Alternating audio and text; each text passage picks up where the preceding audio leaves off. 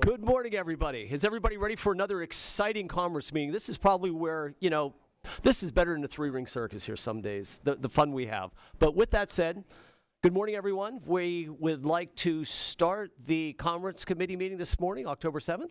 If we could have the roll call. Chairman Lawrence. I'm here. Barger. Designation. Marla Brown. Diorsi. Designation. Gatos. Designation. Lime. Designation. Labs. Marcel. Olsummer. I believe he's on the Zoom call, but I also have a designation for him. Shurin. Schaefer. Designation. Torzik. Here. Chairman Conklin. Here. Bellman. Here. Amon Brown. Designation. Carroll. Designation. DePita Fertiz. Cephas. Designation. Harris. Designation. Miata. Designation. Monroe. Designation. Nelson. Designation. Parker. Ellie. Designation. Rab. Designation. Sanchez. Okay, we have a quorum. Thank you. With that being said, I would like to call up House Bill 1860, printer number 2303. Indira, if you could give us a brief description. Thank you, Chairman. House Bill 1860, sponsored by Representative Salisbury and Representative Twardzik, permits certain sales finance employees to work remotely. Thank you. The question is, will the committee report the bill? On the question, the chairman asked for Representative Salisbury. Salisbury, where you? Oh, there you are.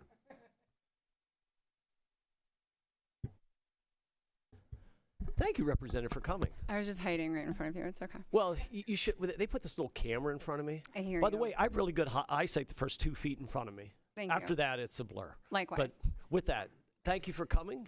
Would you like to give us a description I would of be your bill? delighted. Thank so, essentially, as we are in a post-COVID world, if you will, people have gotten more used to remote work being a normal part of life, but there are still parts of our many industries in Pennsylvania that do not really facilitate remote work and make that easy for people. So it's a challenge to employers. It's a challenge to people who are looking for work and may not have childcare, may not have transportation, things of that nature, but still would like to seek employment in these industries.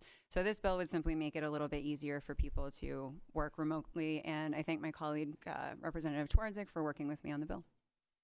Thank you, the Representative. Does Representative Twardzik have any comments? Yes, I do. Thank you, Mr. Chairman. And I thank the fine representative from the West for bringing this up, giving people more opportunity to choose how they work. And it's a good bill. We may be introducing an amendment from the floor because there is a trouble on a word, and words matter. So we want to have a licensee shall permit an individual to be employed.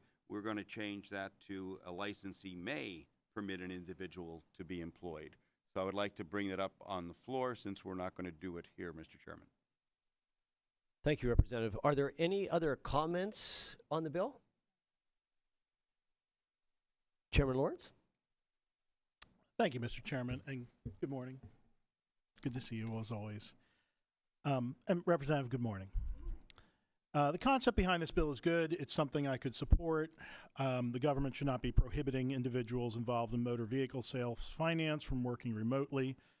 Unfortunately, the bill has been redrafted from the version that passed the House unanimously last session. As Representative Twardzik alluded to, as drafted, the bill mandates employers provide remote work, and I don't believe that's the intent of the bill. But that is the draft that is in front of the committee today. So it's my understanding that either yourself or Representative Twardzik is working on an amendment that will change that shall to a may, and also on page 2, line 15, to see if that and should be an or. So due to the drafting concerns I have with the bill in its present state, I will be a no on it today, but I'm optimistic that with the floor amendment, it will be ready for prime time. Thank you, Mr. Chairman. Thank you, Mr. Chairman. And I want to thank you and the representatives for doing this. My son and my daughter-in-law both work remotely from home as my wife retired and now runs, I call it Parker Daycare, 5 days a week. But with that said, I feel confident that one word will be repaired on the floor. So with that, I'm asking all members to please vote yes. Do we need a roll call? Katie, roll call vote? Chairman Lawrence, No. Barger, No by designation. Marla Brown, Diorsi, Yes by designation. Gatos, No by designation. Lime, No by designation. Labs, Marcel, No. Olsummer, No by designation. Shuren, No. Schaefer, No by designation. Torzik, Yes. Chairman Conklin, Sorry, I was busy just reading over here. I apologize. All Democrats will be voting yes. okay. The ayes are 17, the nays are 9. Thank you very much. Next, the chair would like to call up House Bill 8, and thank you, Representative, for coming today, even though you were hiding behind the little camera. The chair would like to call up House Bill 1871, printers number 2323. Indira. Thank you, Chairman. House Bill 1871, sponsored by Chairman Conklin, authorizes commercial and industrial property owners in Pennsylvania to install electrified security systems to enhance perimeter protection. Thank you. The question is, will the bill be reported? Are there any questions on the chairman's bill? Seeing none, Chairman Lawrence. Thank you, Mr. Chairman. Mr. Chairman, I met with the folks who are kind of driving this bill a number of months ago. They shared their concerns regarding the different ways municipalities across the Commonwealth enforce zoning regulations concerning fencing, and I think their argument has merit. With that being said, I asked several times to see the language of the bill that was being proposed. I first saw it last week. And regrettably, the bill is very poorly drafted. For example, the term commercial entity is defined on page 1, line 12, but page 2, line 12 refers to both a commercial entity and an industrial entity. The term industrial entity is not defined in the bill, meaning that it would be left to the courts to define the term. The bill is constructed in such a way that it only applies to commercial entities. A commercial entity is defined in the bill using a definition that would be unique to my understanding in state law as an entity that is certified by the Department of State to conduct business. I assume that means a corporation or an LLC. But what about a sole proprietorship or a partnership that is not registered with the state? Under the bill as drafted, they are not eligible for the provisions of the bill. I do not believe that is the intent, but it is very clearly the result. Further, the provisions for installation on page 2, lines 12 through 17, provide that the electric fencing contemplated under the provisions of the bill can only be installed for certain reasons. The way I read it, the intent of the owner for the fenced installation determines whether or not the fencing system is allowable under the law. That is, I think, a very subjective and difficult to determine standard, and it's not necessary. The bill also states that a fencing system cannot be installed in an area that has been designated exclusively for residential use. I do not know what that means. If it means land that a township or a borough or a city has zoned R1, R2, but agriculture remains as a use by right on the land, is that an area that has been designated exclusively for residential use? Clearly it is not. The language is vague and guarantees litigation to determine what the term means. I have a number of other concerns with the language of this bill that I will skip for now for the sake of time. What is more concerning is that this bill has been slated for second consideration tomorrow, which means amendments to fix the issues in the bill have to be filed in the next 2.5 hours. My understanding is that there is no amendment for consideration here today in committee, but that there will be one for the floor tomorrow. I do not know if an amendment can come together in the next 2 hours or not. I do not know what the rush is, but This bill needs a lot of, in my view, needs a lot of work to be ready for final passage. While I appreciate the intent and the apparent goals of the legislation, and I think I could be supportive of the legislation in the future if some of these issues are addressed, I cannot be a yes vote on the bill at this time. Thank you, Mr. Chairman. Thank you, Chairman Lawrence. For the members' benefit, the amendment is drafted. It's online if anybody would like to read it before tomorrow morning's meeting, and it will be introduced tomorrow on the floor. It's filed. Yes, it is filed. It's filed online, ready to go. So between now and tomorrow, I'm asking the members to please read the amendment. I believe we will take care of, if not all, most of the concerns with the bill. With no further questions, any of your members?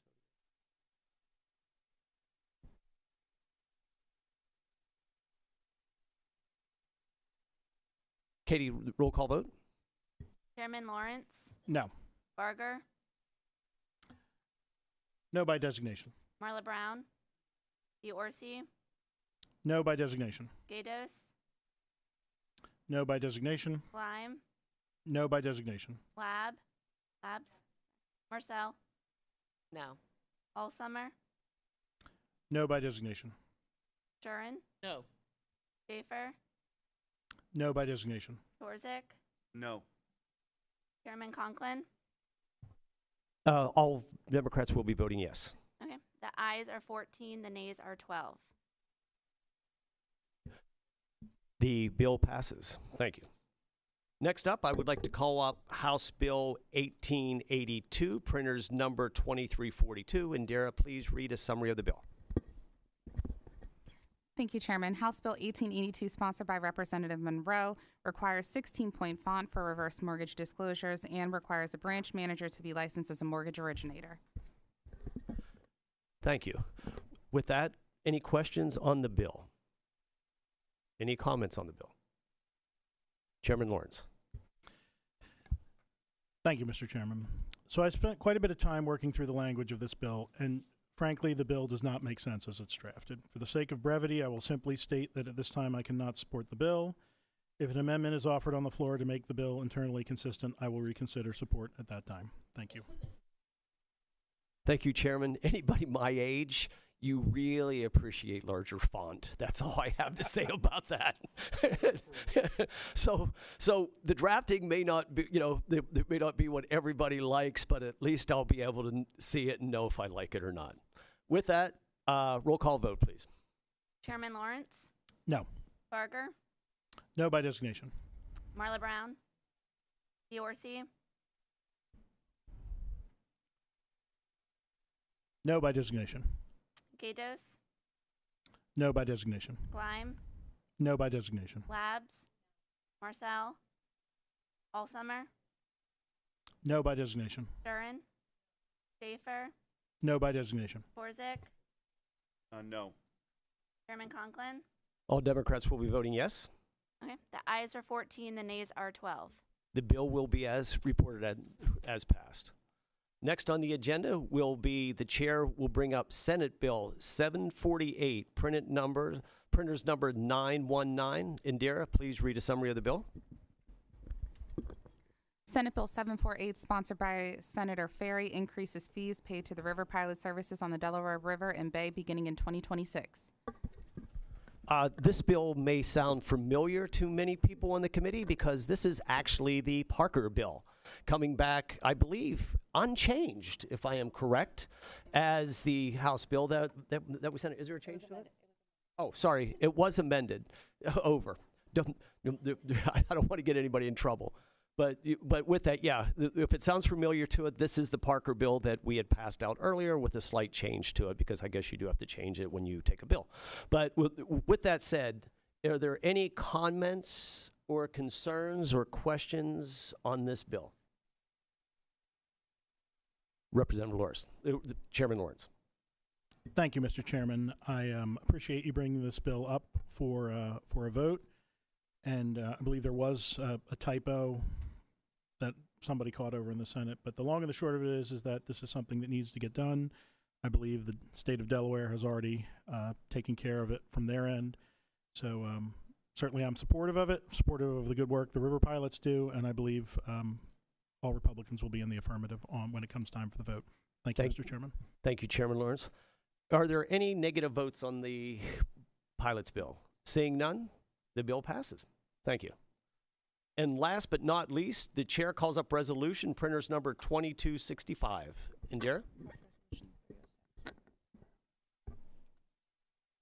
Oh, sorry, I missed it. House Resolution 306. House Resolution 306, sponsored by Representative Matzey, designates October 12th through 18, 2025 as Credit Union Week in Pennsylvania. Very important resolution. Are there any comments?